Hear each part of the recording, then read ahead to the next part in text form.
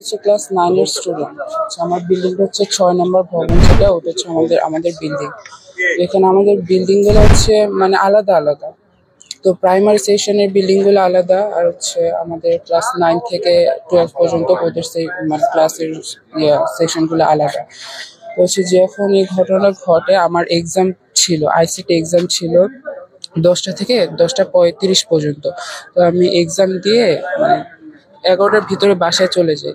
তো বাসায় যাওয়ার পর আমার ছোট ভাই, আমি খেয়ে ঘুমিয়ে গেছিলাম, আমার ছোট ভাই ডাকলো যে হচ্ছে রাতে তোমাদের হচ্ছে স্কুলে এরকম অবস্থা। তো আমি ফার্স্টে ভাবছি কি ও হচ্ছে ফাইজের মধ্যে, যেহেতু ছোট বাচ্চা।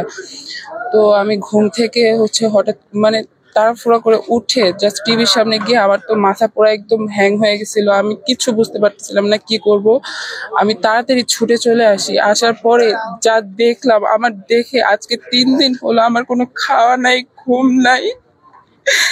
ওদের এইগুলা দেখে একদম আমি ঠিক থাকতে পারতেছিলাম না।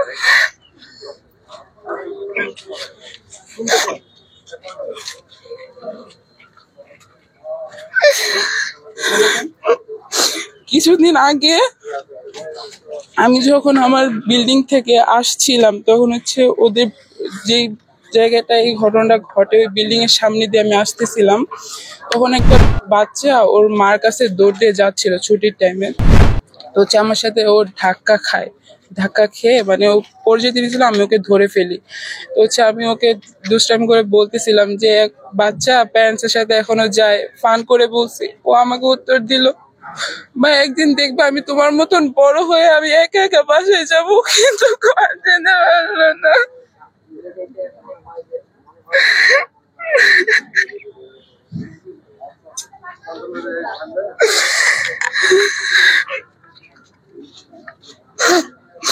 যখন এই ঘটনাটা ঘটে একটা 10-এর দিকে, তখন হচ্ছে আমার ওইখানে থাকার কথা ছিল। আমার যদি অন্য সাবজেক্টে এক্সাম থাকতো, তো হচ্ছে আমার একটা সময় ছুটি হতো, নিচে নামতে নামতে অবশ্যই 7-8 মিনিট লাগতো আমার, আমি ঠিক ওই জায়গাটাই থাকতাম।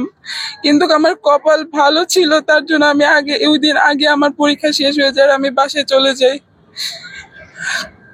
আমার আমি কি বলবো, আমি কিছু বুঝতে পারতেছি না। আমি শুধু এতটুকুই বলবো, যারা মারা গেছে ওরা যেন জান্নাতবাসী হয়, যারা এখন আহত আছে হসপিটালে আছে, ওদের জন্য সবাই দোয়া করবেন যেন তাড়াতাড়ি সুস্থ হয়েছে।